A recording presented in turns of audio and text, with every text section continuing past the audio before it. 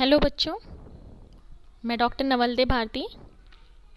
Lecture 10 orchid cultivation हम लोग discuss कर रहे थे cut and loose flower production में, जिसमें हम लोगों ने ऑर्किड्स की जनरल फीचर्स, उसकी बॉटनिकल कैरेक्टरिस्टिक और इम्पॉर्टेंट जेनरा, जो ऑर्किड्स के कमर्शियली इम्पॉर्टेंट जेनरा हैं जिनसे हम फ्लावर प्रोडक्शन लेते हैं, उन चीज़ों को अभी हम लोगों ने पिछले लेक्चर्स में डिस्कस किया, लेक्चर 10 के पार्ट 1, पार्ट 2 और पार्ट 3 में डिटेल में, जिसका लिंक आपको नीचे डिस्क्रिप्शन बॉक्स में दिया हुआ है, तो आप वहाँ से रिवाइज कर सकते हैं।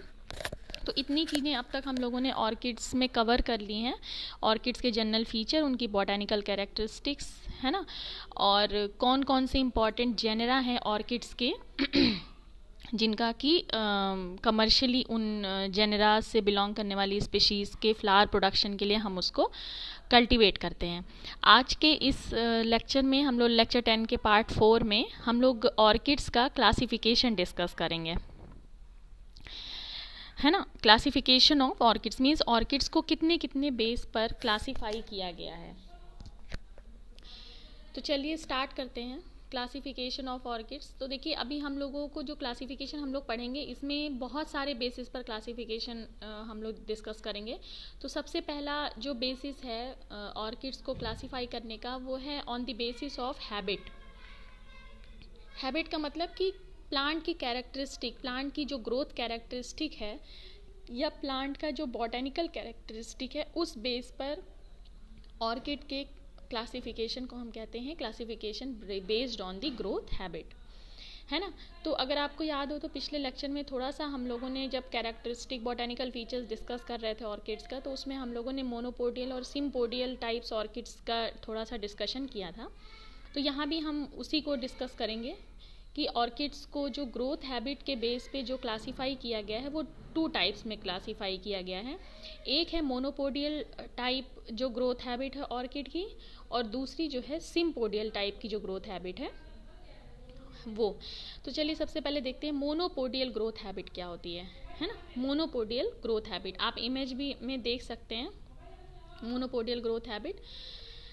तो मोनोपोडियल ग्रोथ हैबिट में the orchids which do not make separate growth, separate new growth in each season, यानी वो ऑर्किड्स की स्पीशीज जिनमें कोई नई ग्रोथ हर सीज़न में आपको देखने को नहीं मिलती। मतलब कि जो मोनोपोडियल ऑर्किड्स हैं, अगर इसको और सामान्य भाषा में समझा जाए तो मोनोपोडियल जो ऑर्किड्स हैं, इसमें जो मेन स्टेम होती है वो वर्टिकली ग्रो करती है। आप इमेज में अगर देखिए तो ये जो मेन स्टेम है ये वर्टिकली ग्रो कर रही है ना, अबव द ग्राउंड सरफेस, और ये नीचे की तरफ ये रूट है, ठीक है। ये वर्टिकल ग्रोथ हो रही है और इसी स्टेम से ये लीफ भी जो है ये साइड में प्रोड्यूस हो रही हैं। तो हर सीज़न पर स्टेम में आप एक जो है नई ग्रोथ सीज़न वाइज नहीं देखेंगे। लीव्स आपको प्रोड्यूस होती हुई दिखेंगी, पर न्यू स्टेम मतलब नई आप शाखा, एक नया तना आपको ग्रो होता हुआ नहीं दिखता इस तरह के ऑर्किड्स में, मोनोपोडियल ऑर्किड्स में, है ना। द ग्रोथ ऑफ एक्सिस, यानी ग्रोथ जो स्टेम की ग्रोथ है या growth of stem is stops at the end of each flowering season. मतलब जैसे ही फ्लावरिंग सीजन ओवर हो जाता है, मीन्स प्लांट एक बार फ्लावरिंग हो जाती है, फ्लावरिंग स्टेज में पहुंच जाता है, तो जो स्टेम की टिप वाला पार्ट है उसकी ग्रोथ जो है वो रुक जाती है ना। और फिर अगली बार फिर नेक्स्ट सीजन में फिर नई थोड़ा सा यही स्टेम और ऊपर ग्रो करती है ना, स्टेम की एक्सिस थोड़ा सा और ग्रो करती है और फिर नया फ्लावर प्रोड्यूस होता है। यानी इसका मतलब ये है कि तो इसमें जो मेन स्टेम है वो हर फ्लावरिंग सीजन के बाद थोड़ा थोड़ा ऊपर ग्रो करती है, लेकिन ऐसा नहीं है कि उस स्टेम को सेपरेट करके आप एक नए इंडिविजुअल प्लांट की तरह ग्रो कर सकते हैं। तो इसीलिए देखिए थर्ड पॉइंट में लिखा हुआ है डू नॉट हैव राइजोम। जो मोनोपोडियल ऑर्किड्स होते हैं इनमें राइजोम नहीं होता। राइजोम हम किसको कहते हैं? राइजोम जब कोई प्लांट जिसकी जो स्टेम है, मेन स्टेम है, वो parallel to the ground surface grow करे, मतलब ज़मीन में ट्रेल करते हुए या ज़मीन से लग करके ग्रो करे, जैसे कि अदरक या हल्दी में हम लोग देखते हैं है ना, कि जो राइजोमेटस प्लांट्स होते हैं या बनाना वगैरह में अगर आप देखिए तो मेन स्टेम जो होता है वो parallel to the ground surface grow करता है। तो जो मोनोपोडियल ऑर्किड्स हैं इनमें मेन स्टेम वर्टिकल ग्रो करता है, जैसे मैंने अभी बताया कि parallel to the ground surface नहीं बल्कि वर्टिकल ग्रो करता है, ठीक है। और ऊपर की तरफ इसकी हाइट जो है थोड़ी थोड़ी सी ग्रो करती जाती है through out the life period.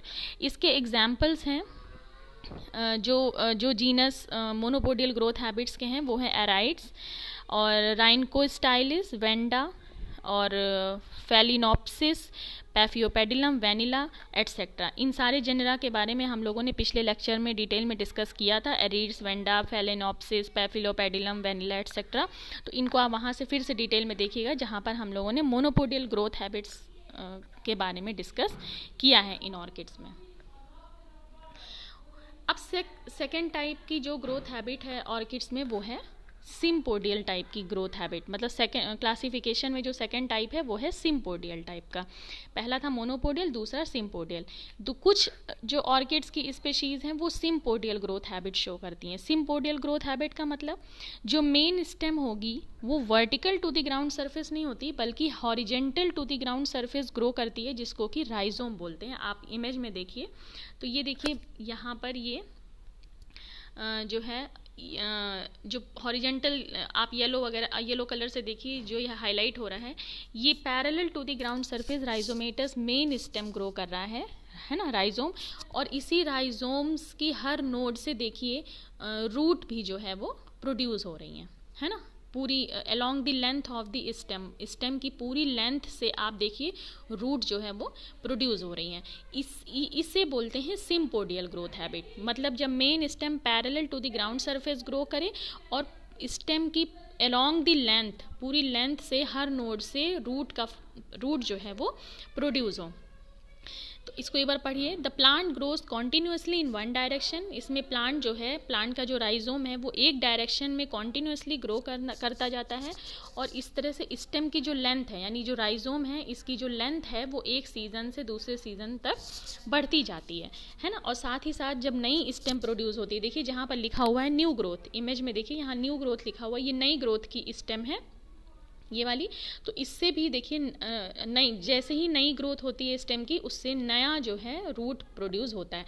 तो इस पार्ट को आप सेपरेट करके ये जो नई स्टेम है अलोंग विद रूट अगर इसको आप सेपरेट करके कहीं और प्लांट कर दें तो वो एक न्यू प्लांट के तौर पे जनरेट हो जाएगा, है ना। तो ये सिम्पोडियल टाइप के जो ऑर्किड्स होती हैं ये उनकी जो है पहचान होती है। Each new growth produce its own set of roots. और हर नई ग्रोथ का जो स्टेम होती है, हर नई ग्रोथ से जो नई स्टेम बनती है उसकी अपनी रूट्स होती हैं। They have more than one stem. In orchids में एक से ज़्यादा स्टेम होते हैं क्योंकि जो है सिम्पोडियल टाइप की ग्रोथ हैबिट है, राइजोमेटस टाइप के स्टेम्स हैं, ठीक है। तो दूसरा स्टेम जो होगा वो जो मतलब जो सेकेंडरी स्टेम है वो इन्हीं जो राइजोमेटस स्टेम है आप देखिए लोअर साइड पर रूट्स प्रोड्यूस हुई हैं और अपर साइड पर आपको ये वर्टिकल स्ट्रक्चर्स दिख रहे हैं बल्ब टाइप के। अगर आप ध्यान से देखें तो ये स्वेल्ड स्ट्रक्चर्स दिख रहे हैं बल्ब टाइप के जिनको सूडो बल्ब लिखा हुआ है, पर ये बल्ब नहीं है, एक्चुअली ये सेकेंडरी स्टेम है। ये जो प्राइमरी स्टेम या मेन स्टेम कौन सा है, राइजोम, जो कि parallel to the ground surface grow कर रहा है और इसी राइजोम की नोड से सेकेंडरी ब्रांचेस या कह लीजिए या सेकेंडरी स्टेम प्रोड्यूस हो रही है जो कि वर्टिकली ग्रो कर रही हैं, हॉरिजेंटल नहीं वर्टिकली ग्रो कर रही हैं। देखिए 1 2 3 4 स्टेम्स हैं, चार सेकेंडरी स्टेम है या 4 ब्रांचेस आप कह सकते हैं जो कि इस राइजोम से प्रोड्यूस हुई हैं ऊपर की तरफ, है ना। ये थोड़ी सी स्वेल्ड होती हैं इसलिए इनको हम सूडो मतलब बल्ब जैसी दिखती हैं इसलिए हम इन्हें सूडो बल्ब कहते हैं। सूडो बल्ब मतलब ट्रू बल्ब, फॉल्स बल्ब मतलब कि ट्रू बल्ब नहीं होते हैं, बल्ब जैसे दिखते हैं पर बल्ब नहीं होते हैं, इसीलिए हम इसे सूडो बल्ब कहते हैं जो कि मेनली जो है सेकेंडरी स्टेम है जो कि प्राइमरी स्टेम या राइजोम पर ग्रो करती हैं। Rhizomes are found only in sympodial types of orchids, ठीक है। राइजोम जो है राइजोम टाइप का स्टेम सिर्फ सिम्पोडियल ऑर्किड्स में मिलता है, ना कि मोनोपोडियल में। हम लोगों ने देखा मोनोपोडियल ऑर्किड में राइजोम जैसी कोई चीज़ नहीं थी, सिर्फ एक मेन स्टेम थी जो कि वर्टिकल ग्राउंड सरफेस जो ग्राउंड सरफेस से वर्टिकली ग्रो कर रही थी। तो rhizomes are found only in sympodial types of orchids and are actually a primary stem, ठीक है, जो कि जिसको कि हम प्राइमरी स्टेम बोलते हैं, from which arises the secondary stem, जिससे कि सेकेंडरी स्टेम प्रोड्यूस होती है, जिसको कि हम सूडोबल्ब बोलते हैं। और उस सेकेंडरी स्टेम के ऊपर आप देखिए लीफ प्रोड्यूस हो रही हैं। अगर आप जहाँ पर देखिए लिखा हुआ है ना लीफ, ये एरो बना हुआ है, ये लीफ है और ये लीफ की शीथ है ना। तो लीफ और शीथ इसी सेकेंडरी स्टेम के अबव जो है क्लस्टर में वो प्रोड्यूस होती हैं। और इसी लीफ और सेकेंडरी स्टेम की एक्सिस जहाँ पर शीथ है, शीथ लीफ और सेकेंडरी स्टेम जहाँ से जॉइंटेड हैं, एक्सिस वाला जो पार्ट है वहीं से देखिए तो आपको फ्लावर स्टेम प्रोड्यूस होती दिखाई दे रही है। तो इस तरह का जो है ग्रोथ हैबिट होती है सिम्पोडियल ऑर्किड्स की। इसके एग्जाम्पल्स हैं सिम्बीडियम, डेंड्रोबियम, कैटलिया और सीलोगाइनी, इफिडिनेरम और लेलिया और Sophronitis. The roots of epiphytic orchids are curious, they are covered by a whitish spongy and pulpy coat called velamen. जो एपिफिटिक सिम्पोडियल ऑर्किड्स हैं, मतलब ग्रोथ हैबिट के बेस पे दो तरह के हैं, मोनोपोडियल और सिम्पोडियल, है ना। लेकिन कुछ सिम्पोडियल ऑर्किड जो कि दूसरे ट्रीज पर ग्रो करते हैं, जो इपिफिटिक नेचर के होते हैं। पिछले लेक्चर में हम लोगों ने देखा था इपिफिटिक ऑर्किड, अभी आगे भी देखेंगे। इपिफिटिक का मतलब जब किसी दूसरे प्लांट पर कोई ऑर्किड ग्रो करे, तो किसी दूसरे प्लांट पर मोनोपोडियल ऑर्किड भी ग्रो कर सकता है, सिम्पोडियल ऑर्किड भी ग्रो कर सकता है ना। तो जो इपिफिटिक ऑर्किड्स होते हैं उनमें जो है मेन जो एक अलग प्रकार की भी रूट्स पाई जाती हैं, कुछ डिफरेंट टाइप्स की भी रूट्स पाई जाती हैं जिनको वेलामेन बोलते हैं। ये रूट्स क्या करती हैं, क्योंकि ये जो रूट्स हैं ये ग्राउंड में तो ग्रो कर नहीं रही हैं, किसी दूसरे ट्री पर ग्रो कर रही हैं। तो ये स्पेशलाइज्ड रूट्स होती हैं जो कि स्पंजी होती हैं, है ना। चारों जो मेन इनका जो रूट का जो सेंटर कॉलम होता है वो चारों तरफ स्पंजी टिश्यू से कवर्ड होता है ना। और ये जो रूट्स होती हैं ये एटमॉस्फेयर से, जो एटमॉस्फेयर में या एयर में जो मॉइस्चर है उस मॉइस्चर को एब्जॉर्ब करने की इनमें क्षमता होती है, और वो पौधे को मॉइस्चर जो है वाटर की जो डिमांड होती है वो पूरी करती हैं, ये वेलामेन टाइप्स की जो रूट्स होती हैं, है ना। तो इपिफिटिक सिम्पोडियल ऑर्किड हो या इपिफिटिक मोनोपोडियल ऑर्किड हो, दोनों ही टाइप के अगर जो ऑर्किड हैं अगर इपिफिटिक ग्रोथ हैबिटेट में है तो उसमें आपको एक वेलामेन रूट्स भी आपको देखने को मिलेंगी। इसको भी हम लोग आगे और डिटेल में देख लेते हैं, है ना। तो पहला जो क्लासिफिकेशन था on the basis of growth habit, वो दो तरह के ऑर्किड्स होते हैं। एक मोनोपोडियल टाइप की ग्रोथ हैबिट्स के ऑर्किड्स जिससे बिलोंग करने वाली जीनस ये हैं, और दूसरे हैं सिम्पोडियल टाइप के ग्रोथ शो करने वाली ऑर्किड्स। दूसरा क्लासिफिकेशन है बेस्ड ऑन दियर हैबिटेट्स। देखिए हैबिट अलग चीज़ होती है, हैबिटेट अलग चीज़ होती है। हैबिट मतलब प्लांट की जो बॉटेनिकल कैरेक्टरिस्टिक्स हैं उनको हम हैबिट्स के अंतर्गत पढ़ते हैं। और हैबिटेट में मतलब कि जिस एग्रोक्लाइमेटिक कंडीशन में कोई प्लांट ग्रो कर रहा है, मतलब किस तरह की सॉइल कंडीशन में ग्रो कर रहा है, किस तरह की क्लाइमेटिक कंडीशन में ग्रो कर रहा है, कैसे इन्वायरमेंट में ग्रो कर रहा है, उसे बोलते हैं उसका हैबिटेट, मीन्स आसपास का इन्वायरमेंट, है ना। तो जो ऑर्किड्स हैं उनमें हैबिटेट को लेकर भी बहुत सारा वेरिएशन है, मीन्स कुछ ऑर्किड्स टेरेस्ट्रियल हैं, कुछ एपिफिटिक हैं। तो इस तरह से देखा जाए तो टोटल 5 प्रकार के हैबिटेट्स ऐसे देखे गए हैं जिनमें ऑर्किड्स ग्रो करते हैं। अलग अलग प्रकार के ऑर्किड्स, अलग अलग स्पीशीज अलग अलग हैबिटेट के लिए सूटेबल हैं। मीन्स किसी भी ऑर्किड को आप सेम टाइप की क्लाइमेटिक कंडीशन में ग्रो नहीं कर सकते हैं। जैसे कुछ ऑर्किड्स होते हैं on the basis of habitat, अगर पहला देखें तो पहला है टेरेस्ट्रियल या ग्राउंड ऑर्किड। टेरेस्ट्रियल या ग्राउंड मतलब जो ज़मीन में, सॉइल में जो ग्रो करें, नॉर्मल पौधों की तरह जो ग्रो होते हैं उन्हें हम बोलते हैं टेरेस्ट्रियल या ग्राउंड ऑर्किड। ये ऑर्किड्स ग्रो इन सॉइल में ग्रो होते हैं। सिम्पोडियल इनकी ज़्यादातर ग्रोथ हैबिट होती है और ये पेरेनियल होते हैं, बहुवर्षीय होते हैं। एग्जाम्पल हैं स्पैथोग्लॉटिस प्लिकाटा, एरुंडिना ग्रामिनिफोलिया, फाइयस टैंकरविले। सिम्बीडियम ज़्यादातर इपिफिटिक ही होते हैं लेकिन कुछ स्पेशीज इसकी टेरेस्ट्रियल भी हैं। पैफियोपेडिलम इसकी ये भी जनरली इपिफिटिक होता है लेकिन कुछ स्पेशीज इसकी भी टेरेस्ट्रियल हैं, है ना। तो ये कुछ एग्जाम्पल्स हैं टेरेस्ट्रियल या ग्राउंड ऑर्किड्स के जिनमें कि रूट जो है ग्राउंड में ग्रो करती हैं, है ना। उसके बाद नेक्स्ट हैबिटेट है इपीफिटिक टाइप का हैबिटेट। इपीफिटिक का मतलब ऑर्किड जो है ग्राउंड में ना ग्रो होकर के किसी दूसरे प्लांट में प्लांट पर एज अ पैरासाइट ग्रो करते हैं, है ना, उसे बोलते हैं इपीफिटिक। यानी किसी दूसरे पेड़ पर ग्रो करें, उनकी रूट्स वगैरह जो है सॉइल में ना हो करके किसी दूसरे प्लांट पर जो है वो ग्रो करती हैं। तो grow well on other plant abundant in humid tropical rain forest of India. Epiphytic जो ऑर्किड्स हैं ये ज़्यादातर कहाँ पाए जाते हैं, जो ह्यूमिड ट्रॉपिकल रेन फॉरेस्ट है वहाँ पर, यानी सदर्न इंडिया वाले पार्ट में अगर आप देखें तो वहाँ पर इपीफिटिक ऑर्किड्स आपको देखने को ज़्यादा मिलेंगे। और कहाँ तक, एलिवेशन अप टू 300 मीटर तक की ऊंचाई तक आपको देखने को मिलेंगे ये ऑर्किड्स। इसके एग्जाम्पल है Vanda, Vanilla, Dendrobium, Cymbidium, Cattleya, Oncidium etcetera. तो ये सारे जीनस जो बिलोंग करते हैं ये ज़्यादातर इपीफिटिक टाइप के ऑर्किड्स हैं, जो ज़्यादातर ट्रॉपिकल रेन फॉरेस्ट में ये स्पीशीज़ आपको देखने को मिलेंगी। तो on the basis of habitat कुछ ऑर्किड्स टेरेस्ट्रियल या ग्राउंड ऑर्किड्स होते हैं, कुछ इपीफिटिक ऑर्किड्स होते हैं।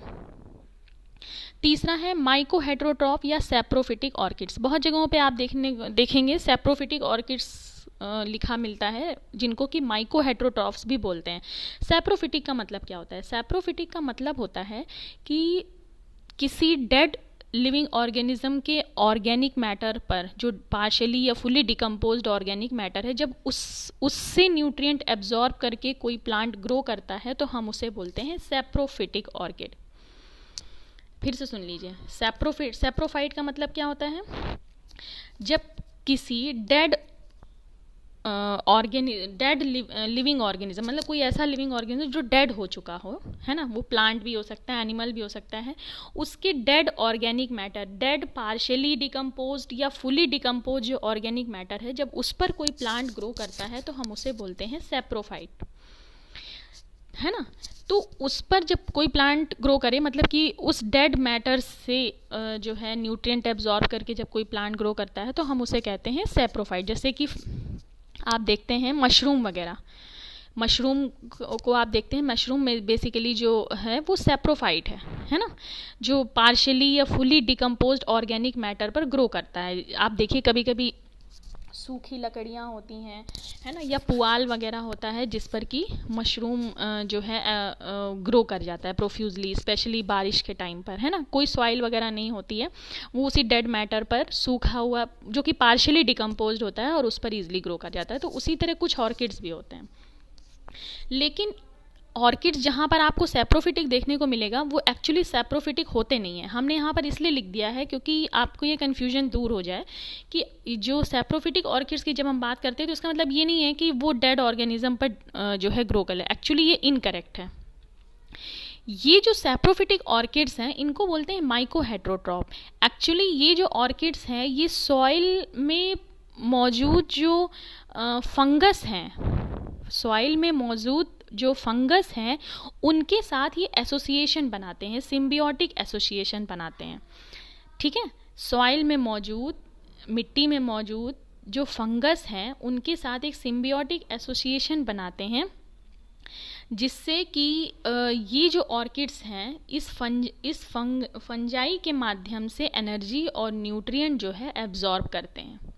देखिए लिखा हुआ है दीज स्पीशीज, मतलब these orchids obtain energy and nutrient, अपनी ऊर्जा मतलब एनर्जी और न्यूट्रिएंट कहाँ से एब्जॉर्ब करते हैं? बाई पैरासिटाइजिंग सॉइल फंजाई, मतलब मिट्टी में मौजूद जो फंगस हैं उनको पैरासाइट करते हैं, ना कि मिट्टी में मौजूद डेड जो ऑर्गेनिक मतलब dead living organism, sorry dead जो ऑर्गेनिज्म है उनके ऑर्गेनिक मैटर पर जो है ग्रो करते हैं। ऐसा नहीं है, सॉइल में मौजूद जो फंगस हैं उसको पैरासाइट करते हैं।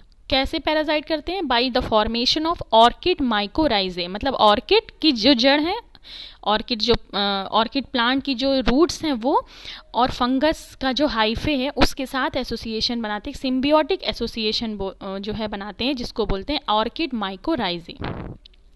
These orchids are known as mycoheterotrophs. ऐसे ऑर्किड्स जो सॉइल फंजाई से न्यूट्रिएंट एब्जॉर्ब करते हैं उनको बोलते हैं माइकोहेट्रोट्रॉफ्स। माइकोहेट्रोट्रॉफ्स क्यों बोलते हैं? क्योंकि ये जो ऑर्किड्स हैं ये फोटोसिंथेसिस नहीं करते हैं, ये ज़्यादातर अपना न्यूट्रिएंट जो है एब्जॉर्ब करते हैं तो सॉइल में मौजूद जो फंगस है उससे ये न्यूट्रिएंट जो है एब्जॉर्ब करते हैं। तो ये हेट्रोट्रॉप्स टाइप के होते हैं, ये जो ऑर्किड्स हैं ये हेट्रोट्रॉप होते हैं। ठीक है, इसलिए इनको सैप्रोफिटिक कहना जो है वो इनकरेक्ट होगा। ये ज़्यादातर अपना न्यूट्रिएंट जो है ऑर्गेनिक डेड ऑर्गेनिक मैटर से नहीं लेते बल्कि सॉइल फंजाई से प्रोड्यूस करते हैं, तो सॉइल फंजाई से एब्जॉर्ब करते हैं। ठीक है, तो इसके जो एग्जाम्पल हैं वो जीनस है नियोशिया और गैलियोला और लिसेरा एट्सेट्रा। उसके बाद चौथे प्रकार के जो हैबिटेट में ग्रो करने वाले ऑर्किड्स हैं वो है लिथोफिटिक ऑर्किड्स। लिथो मतलब रॉक, जब हम लिथ वर्ड का यूज़ देखते हैं तो लिथ का मतलब होता है रॉक, इसका मतलब है। और फिटिक का मतलब कि जो लविंग, रॉक लविंग, यानी पत्थर पर या रॉक्स पर ग्रो होने वाले जो ऑर्किड्स हैं उनको हम लिथोफिटिक ऑर्किड्स बोलते हैं। तो चौथे प्रकार के जो ऑर्किड्स हैं वो हैं lithophytic orchids. They are found and grow in moist shaded rocks and crevices of wall. ये जो ऑर्किड्स होते हैं ये नमी ऐसे दीवार या पत्थरों पर जहाँ पर छाया पड़ती हो और नमी हो, है ना, उस पर ये बड़ी इजीली ग्रो करते हैं। या है ना, वॉल्स, दीवारों में जो दरारें पड़ जाती हैं उनके बीच में ये इजीली ग्रो कर जाते हैं। ठीक है, तो ऐसे ऑर्किड्स को हम लिथोफिटिक ऑर्किड्स बोलते हैं। इसके एग्जाम्पल है सिम्बीडियम की एक स्पीशीज़ है सिम्बेडियम मुनरोनियनम और डिप्लोमेरिस बिरसुटा। ये दोनों स्पीशीज़ जो है लिथोफिटिक ऑर्किड्स की एग्जाम्पल है। उसके बाद नेक्स्ट है सबटेरेनियन ऑर्किड। सबटेरेनियन ऑर्किड पांचवें प्रकार का ऑर्किड है।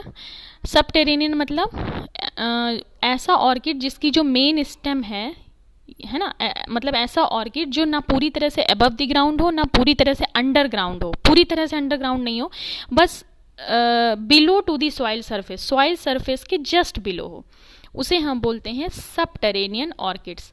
तो ये जो सबटेरेनियन होते हैं ये भी अंडरग्राउंड है, पर अंडरग्राउंड पूरी तरह से नहीं होते हैं, मिट्टी की सतह से जस्ट 5 सेंटीमीटर बिलो होते हैं, बहुत ज़्यादा गहराई में नहीं होते, तो उनको हम बोलते हैं सबटेरेनियन ऑर्किड्स। ठीक है, ये ऑस्ट्रेलिया में ज़्यादातर पाए जाते हैं। इसके एग्जाम्पल हैं रिजैंथेटा और क्रिप्टैंथेमिस। ये दोनों स्पीशीज जो है सबटेरेनियन ऑर्किड्स की एग्जाम्पल हैं। फिर नेक्स्ट क्लासिफिकेशन है based on the temperature requirement. Means temperature, तापमान की रिक्वायरमेंट के आधार पर ऑर्किड्स कितने प्रकार के हैं। देखिए, ऑर्किड जनरली कूल क्लाइमेट इनको चाहिए होता है ऑर्किड्स को, लेकिन उसमें भी डिफरेंट रेंज का कूल क्लाइमेटिक कंडीशन की रिक्वायरमेंट होती है। तो उसको हम देखते हैं, इसमें 3 प्रकार होता है। जैसे पहला है वार्म ऑर्किड्स। जब हम यहाँ वार्म ऑर्किड्स की बात कर रहे हैं तो इसका मतलब ये नहीं कि वार्म क्लाइमेट की यहाँ बात हो रही है, यहाँ बात हो रही है कि वो ऑर्किड्स जो स्लाइटली कूल, मतलब हल्की ठंड या थोड़ी कूल टेम्परेचर, मतलब थोड़े समय जो स्लाइट लो टेम्परेचर होता है उसमें ये ग्रो करते हैं, तो उसे हम वार्म ऑर्किड बोलते हैं। मीन्स 15.5 डिग्री और उससे अबव का टेम्परेचर जो रिक्वायरमेंट होती है जिन ऑर्किड्स को, उन्हें हम वार्म ऑर्किड्स बोलते हैं, है ना। तो इसके एग्जाम्पल हैं फेलिनोप्सिस और वेंडा, राइनको स्टाइलिस और कुछ डेंड्रोडियम की स्पीशीज़ हैं। दूसरी कैटेगरी आती है इंटरमीडिएट ऑर्किड्स की। इंटरमीडिएट ऑर्किड्स वो ऑर्किड्स हैं जिनमें की टेम्परेचर, उनकी जो ग्रोथ के लिए जो टेम्परेचर की रिक्वायरमेंट है वो 13 से 18 डिग्री सेंटीग्रेड के बीच की है ना। मींस ना ये कूल में आते हैं ना वार्म में आते हैं, मींस इंटरमीडिएट है, यानी 13 to 18 डिग्री के आसपास का इनको टेम्परेचर रेंज की रिक्वायरमेंट होती है, ना इससे अबव और इससे बिलो में फिर इनकी फ्लावरिंग जो है वो इफेक्टेड होती है। फॉर एग्जाम्पल कैटलिया, लैलिया, ब्रेसोवोला, ऑन्सीडियम और मिलिटोनिया, ये सारी जो स्पीशीज़ हैं ये इंटरमीडिएट ऑर्किड्स मतलब इंटरमीडिएट ऑर्किड्स है, मीन्स इंटरमीडिएट इनकी टेम्परेचर रिक्वायरमेंट है बिटवीन 13 to 18 डिग्री सेंटीग्रेड। उसके बाद तीसरी कैटेगरी है कूल ऑर्किड्स की। कूल ऑर्किड्स मतलब वो ऑर्किड्स जिनकी temperature requirement 10 to 13 degree centigrade के आसपास की है, या 13 से बिलो हम कह लें, तो उन्हें हम कूल की कैटेगरी में रखते हैं। जैसे सिम्बीडियम, प्लेन लीफ पैफियोपेडिलम, कुछ स्पीशीज़ मिलेटोनिया की और ओडोंटोग्लॉसम की और डेंड्रोबियम की, ये सब कूल ऑर्किड्स में आती हैं। तो ये टेम्परेचर रिक्वायरमेंट के बेस पे ऑर्किड्स का जो है क्लासिफिकेशन है। उसके बाद है classification based on climatic zones, means अलग अलग क्लाइमेटिक जोन्स में ग्रो होने वाली ऑर्किड्स कौन कौन सी हैं, उस बेस पर क्लासिफिकेशन। तो सबसे पहला है ट्रॉपिकल जोन की ऑर्किड्स, मतलब ट्रॉपिकल ऑर्किड्स है ना, जो कि मीन सी लेवल से समुद्र तल की से 300 से 900 मीटर की ऊंचाई तक ग्रो हो सकती हैं। तो इस ट्रॉपिकल जोन की क्या खासियत होती है? ट्रॉपिकल जो क्लाइमेट होता है कैसा होता है? ये वार्म होता है और ह्यूमिड होता है। तो this zone is characterised by dense humid tropical forest. इस जोन में घने और जो है ह्यूमिडिटी वाले फॉरेस्ट, जंगल जो पाए जाते हैं, वहाँ पर ये ऑर्किड्स होती है, जहाँ पर हाई अमाउंट की रेनफॉल होती है ना, 90 to 100%, और इसीलिए ह्यूमिडिटी बहुत ज़्यादा होती है और टेम्परेचर थोड़ा सा वार्म होता है बिटवीन 22 to 27 डिग्री सेंटीग्रेड। इस क्लाइमेट में जो ऑर्किड्स ग्रो करती हैं उन्हें हम ट्रॉपिकल जोन की ऑर्किड्स कहते हैं। This warm and humid belt is the home of epiphytic orchids. इस तरह की जो क्लाइमेटिक कंडीशन है ये ज़्यादातर इपीफिटिक ऑर्किड्स के लिए सूटेबल है। इपीफिटिक ऑर्किड्स कौन कौन सी हैं? फिर से देखिए, एराइड्स, एरुंडिना, एस्कोसेंट्रम, डेंड्रोबियम, वेंडा, टेरेस एटसेट्रा। और ये कहाँ पर पाया जाता है इस तरह का tropical zone? Kerala, Chennai, other coastal areas, यानी सदर्न इंडिया के कुछ जो केरला, चेन्नई और जो है जो नीलगिरी की पहाड़ियाँ वगैरह है, उस जगह पर ये इस तरह का हम क्लाइमेट देखने को हमें मिलता है ना। कुछ वेस्ट पार्ट ऑफ कर्नाटका और महाराष्ट्र भी इसी जो है ट्रॉपिकल जोन में आते हैं। तो ये हम यहाँ पर हमें हाँ ये याद रखना है आपको, ये बिल्कुल याद होना चाहिए कि कौन सी जीनस एपिफिटिक से बिलोंग करते हैं और कौन से हैं जो टेरेस्ट्रियल। वैसे ज़्यादातर जो ऑर्किड्स हैं वो एपिफिटिक स्पीशीज़ हैं, है ना, तो उसको आप ज़रूर याद रखिए एपिफिटिक टाइप के ऑर्किड्स कौन हैं और जो कमर्शियली इम्पॉर्टेंट जेनरा हैं स्पेशली उनको किस तरह का क्लाइमेटिक जोन चाहिए। जैसे हम लोग पढ़ते हैं डेंड्रोबियम के बारे में, एराइड्स के बारे में, वेंडा के बारे में, तो ये जो तीनों हैं ये कमर्शियली इम्पॉर्टेंट जीनस हैं, तो इसलिए इनका तो हमें ज़रूर पता होना चाहिए कि इनको ट्रॉपिकल जोन के ये ऑर्किड्स हैं, तो इनको ट्रॉपिकल टाइप का क्लाइमेट चाहिए। अगर हम इनका कल्टीवेशन कमर्शियल लेवल पे इनका कल्टीवेशन अगर हम करेंगे तो हमें इनको ट्रॉपिकल इन्वायरमेंट ही प्रोवाइड करना होगा। फिर दूसरा है सब ट्रॉपिकल जोन। सब ट्रॉपिकल जोन मतलब 1800 to 3500 मीटर की ऊंचाई तक जो ग्रो हो जाते हैं उन्हें हम सब ट्रॉपिकल जोन में हम उन ऑर्किड्स को रखते हैं। इस जोन में मिक्स्ड फॉरेस्ट पाए जाते हैं और वर्षा की मात्रा ट्रॉपिकल के कंपैरिजन में कम होती है ना। ज़्यादातर पेड़ पौधे जो है मॉस ग्रास से जो है वो कवर्ड रहते हैं, रॉक्स वगैरह भी कवर्ड रहती हैं, है ना। तो लिथोफिटिक और एपिफिटिक ऑर्किड्स के लिए ये बड़ी ही फेवरेबल कंडीशन होती है सब ट्रॉपिकल जोन में ऐसे फॉरेस्ट। फिर से समझिए, सब ट्रॉपिकल जोन में जो फॉरेस्ट हैं मिक्स टाइप के फॉरेस्ट पाए जाते हैं जहाँ पर कम वर्षा होती है, और ये इस फॉरेस्ट में जो पेड़ पौधे होते हैं ये ज़्यादातर इनकी ब्रांचेज या स्टेम जो है मॉस ग्रास से ढकी होती है। इनमें जो यहाँ पर जो रॉक्स वगैरह पाए जाते हैं वो भी पूरी तरह से मॉस से कवर्ड होते हैं। तो ऐसा जो क्लाइमेट है, ऐसा जो हैबिटेट है, ये बहुत सूटेबल होता है ऑर्किड्स के लिए। यहाँ पे जो टेम्परेचर रेंज है वो 25 to 30 डिग्री सेंटीग्रेड की टेम्परेचर रेंज है और ह्यूमिडिटी ऑलमोस्ट जो है 100% है मॉनसून सीजन में। ऑल द ईयर नहीं, ट्रॉपिकल में तो हम देखते हैं round the year 90 to 100% humidity रहती है, लेकिन सब ट्रॉपिकल में ऑल द ईयर नहीं रहती है, सिर्फ मॉनसून के पीरियड में 100% आपको ह्यूमिडिटी मिलेगी, है ना।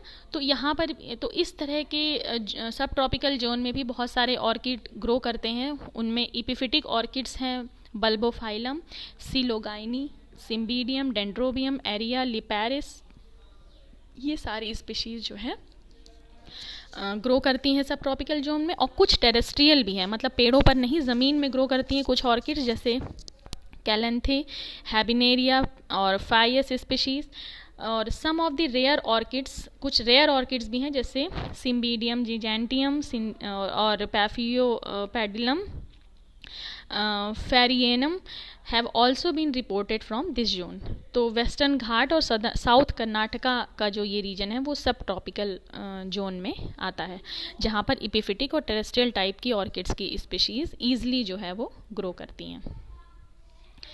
फिर नेक्स्ट है टेम्परेट जोन के ऑर्किड्स। टेम्परेट जोन के जो ऑर्किड्स हैं उनमें जो ऊंचाई है वो 1800 to 3500 जो है मीटर है from the mean sea level. पर ये जो है ये जहाँ पर ऊंचाई की अगर हम बात करें तो इसके साथ ही देखिए सब ट्रॉपिकल की और टेम्परेट दोनों की मीन सी लेवल से सेम हाइट तो है, लेकिन टेम्परेचर में आपको डिफरेंस देखने को मिलेगा, है ना। जैसे आप सब ट्रॉपिकल में देखिए तो temperature range 25 to 30 degree centigrade है इस ऊंचाई पर, और कुछ जगहों पर टेम्परेचर इससे भी बिलो चला जाता है इसी ऊंचाई पर, तो वो हम टेम्परेट जोन का उसे हम मानते हैं। तो द टेम्परेट जोन में कैसा इन्वायरमेंट रहता है कि ज़्यादातर जो है समय मतलब 3 से 5 महीना साल भर का तो कम ज़्यादातर बर्फ़ से ही ढका रहता है, स्नो से कवर्ड रहता है। द टेम्परेचर ड्यूरिंग समर्स, मतलब गर्मी में समर सिर्फ टेम्परेचर थोड़ा सा अप होता है between 10 to 14 degree centigrade, otherwise winters में लंबे समय तक जो है 3 से 5 महीना तो स्नो से कवर्ड रहता है, और समर्स में जो है 10 to 14 डिग्री के आसपास टेम्परेचर आता है विद रिलेटिव ह्यूमिडिटी कितनी होती है 18 to 100 डिग्री, मतलब कूल होती है। जो टेम्परेट जोन का जो क्लाइमेट होता है वो ठंडा होता है 10 to 14 डिग्री सेंटीग्रेड, और ह्यूमिडिटी 80 to 100% होती है समर्स में, है ना। और यहाँ पर जो पेड़ पौधे पाए जाते हैं जैसे कौन से, रोडोडेंड्रॉन है, टेम्परेट रीजन के जो प्लांट्स हैं जैसे रोडोडेंड्रॉन, मैग्नोलिया, पाइनस, है ना, इफेड्रा वगैरह है। तो ये सब जो है चीड़ है, देवदार है, इस तरह के जो पेड़ पौधे पाए जाते हैं पहाड़ी इलाकों में, ये ज़्यादातर मॉस से, ये भी मॉस ग्रास से कवर्ड रहते हैं, और इसलिए भी बहुत सारे इपिफिटिक ऑर्किड्स के लिए ये बहुत ही कंजीनियल या फेवरेबल हैबिटेट माना जाता है। तो इसमें ग्रो होने वाली जो स्पीशीज़ हैं वो है एरिड्स मैक्यूलोसम, एरैक्निस, क्लैर्की, बल्बोफाइलम की स्पीशीज़ है, पैफियोपेडिलम की स्पीशीज़ है, वेंडा और वेंडा की स्पीशीज़ है कुछ, और कुछ है कोरियोलिया की, और and over above the excellent cymbidium species और कुछ उसके हाइब्रिड्स, है ना। तो सिम्बीडियम के बारे में अगर आप देखिए तो देखिए ये जीनस आप देख रहे होंगे तो जगह जगह पर रिपीट हो रहे हैं। तो बात ये है कि सेम जीनस एक जीनस में बहुत सारी स्पीशीज़ पाई जाती हैं, तो कुछ स्पीशीज़ उस जीनस से बिलोंग करने वाली, कुछ स्पीशीज़ टेम्परेट जोन के लिए फेवरेबल है, कुछ स्पीशीज़ सब ट्रॉपिकल के लिए, तो कुछ स्पीशीज़ ट्रॉपिकल के लिए, है ना। तो इस तरह से अलग अलग स्पीशीज़ की अलग अलग जो है क्लाइमेटिक जो है वो रिक्वायरमेंट है।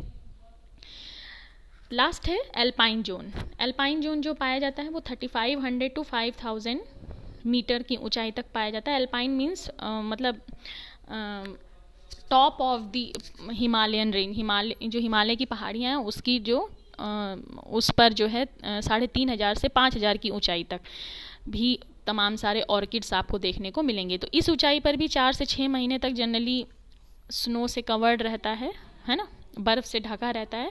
तो समर्स में ही जो है कुछ जो है स्नो जब वो थोड़ी मेल्ट होती है और टेम्परेचर थोड़ा रेज अप होता है तभी कुछ ऑर्किड्स ग्रो करते हैं।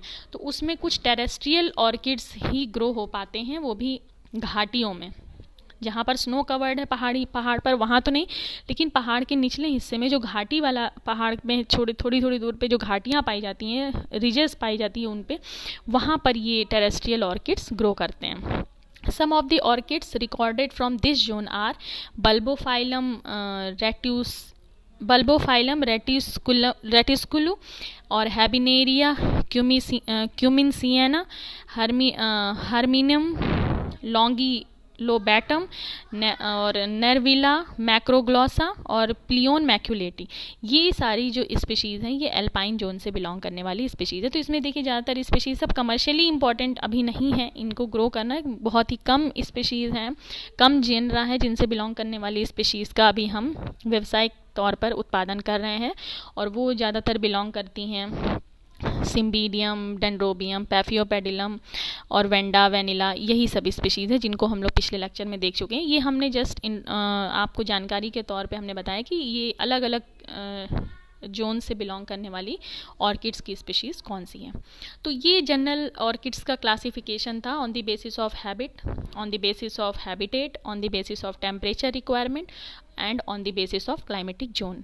तो इसको आप लोग जो है पढ़ करके अच्छे से समझ लीजिएगा। अगर किसी तरह की कोई डाउट हो तो आप हमको क्वेश्चन कर सकते हैं डायरेक्टली कमेंट बॉक्स में। आपने क्वेश्चंस करेंगे तो हम उसको रिप्लाई करेंगे। उसके बाद नेक्स्ट उसमें हम लोग ऑर्किड की कल्टीवर्स और कल्टीवेशन का डिस्कस करेंगे नेक्स्ट लेक्चर में। Thank you.